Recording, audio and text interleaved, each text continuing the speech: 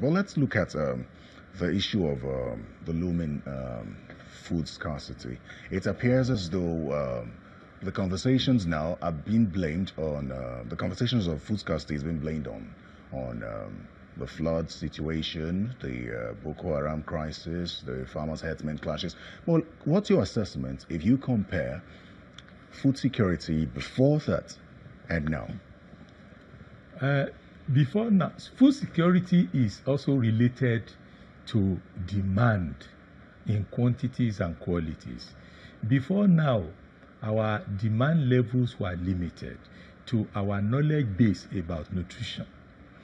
In the long past, majority of the population relied on what they considered food in terms of filling the stomach, and we had sufficient amount of that. Therefore, in the past, it's sometimes erroneously thought that we were sufficiently food secure. But as demand expanded into diversified food elements, then the differences showed clearly that indeed we were both food energy insecure and also nutritionally insecure. So that is the difference between the past analysis and the present analysis. In the present analysis, we have huge demand, enough of food, that had dwarfed the amount of food supply in nutrient and in quantity terms. And it appears that... Is that a case of population growth? There is population growth in there also. There is also knowledge growth about what human beings require as food. Therefore, we feel that we need to rethink the entire strategy that we are adopting to meet the food security requirements of this country. We are saying that in the contemporary sense, unless we address the fundamental aspect of the issue, particularly the philosophy behind food security, we will just be practicing what I could call policy ad hocery, starting from one program and ending in another program. Which brings me to the question, is there any policy of government right now that gives you the hope that we're on the right track? Yes, government makes a lot of effort in the present times about farm input supply, fertilizer supply, seed supply, and so on. And that gives sufficient hope. There are also attempts to increase the financing of agriculture. As the documents they are following shows that they are promoting several areas of agriculture to give hope to that. But fundamentally, we need to see food as a human right. But here's the thing. How do we boost production when a great percentage of farmers in Nigeria are still operating at subsistence level? Despite the fact, despite most of these policies. Yes, we are getting some areas wrong. We think we can transform peasant agriculture automatically to large-scale farming overnight. It is possible, but it has to be gradual.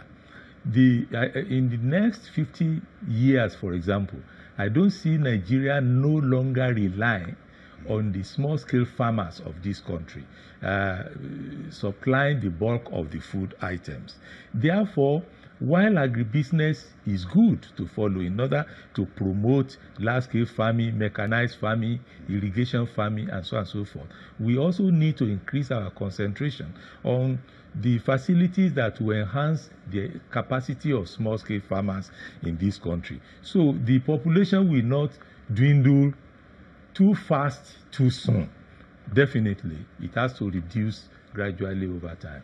Well, what role does food importation play on food security in the country?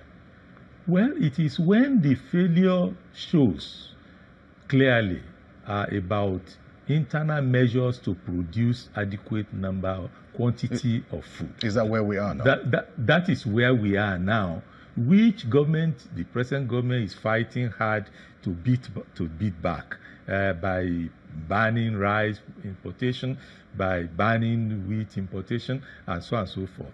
But you cannot get there by force. You need to grow food, incremental food production from within. And that is what will dictate the quantity of importation that you will get over time. And that is not what government is doing. Government is putting too much emphasis on banning this and banning that. While you are banning, and it can give you a false sense of adequacy within the short term, the story may be different in the medium to long term. You don't have to ban if production at home, if the production system can pick up and can satisfy the needs of the people. Naturally, importation will go off the scene. Well, there are certain government programs. There's the GS, the Growth Enhancement Support Scheme. There's the Nigerian Incentive-Based Risk Sharing for Agricultural Lending, and then the Anchor Borrowers Program. Do those programs not support internal production of agriculture in such a manner that will ensure food security? Those programs were well conceived. Are there loopholes in those programs? Yes, but they are difficult. They face difficulties and challenges in their implementation. And above all, their implementation are dwindled over time. In the era of agricultural transformation agenda, the tempo of implementation was higher than what we are witnessing now. Not so much finance is running around those programs to make them visible aspects of government efforts anymore. Let me identify a major loophole in the philosophy of food security programming itself. We generally see food as a mere human need, and that is why many programs can come up and die off and come up and die off without any consequence to the promoters and policy authorities implementing those programs. Better still, we should see food and food security, for that matter, within the context of human rights, which is fundamental. And therefore, if it is in that context, it is possible for the general populace whose rights are violated to also pose serious challenge to government and private sector itself when their food entitlements are not met. And there are three dimensions this can easily happen. One is the conscious recognition of that right.